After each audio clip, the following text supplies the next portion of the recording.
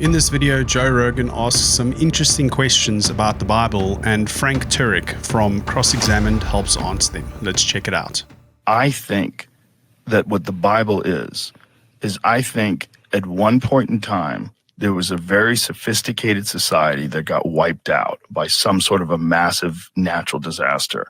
And then over time, they told the stories that they had learned since they stopped writing things down, and they probably had to live like barbarians for thousands of years.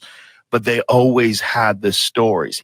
It's like, this is like a map of civilization. Right. It's just so old, and it's been translated so many times from ancient Hebrew and Aramaic and all these different languages down to Greek and Latin and English finally. It's like, there's so much, like, what was really said? What was really going on? Because a lot of it seems too on the money. Like, if we wanted to try to put this through some sort of a logical filter or figure out, like, is someone really trying to warn us? You know, Joe is absolutely right. The Bible is on the money. In fact, we don't just read the Bible reads us.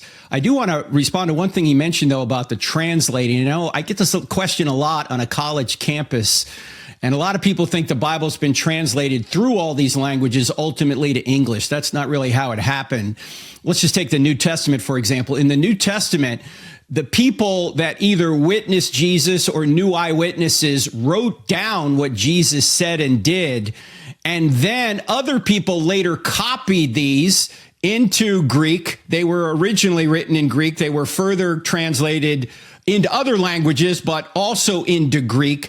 And we take almost 6,000 handwritten Greek manuscripts over the centuries. When we compare those Greek manuscripts, we can reconstruct the original down to 99% accuracy. And we have all these other languages, too, that help us know what the original said, in addition to the early church fathers. So there's really no debate over whether or not we have the original New Testament documents. We do. Now, we take those Greek and we put them right into English or Russian or Chinese or German. We don't go through all these other languages to get to ultimately English or these other languages.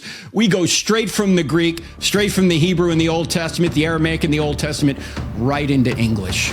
Let me know what you think in the comments.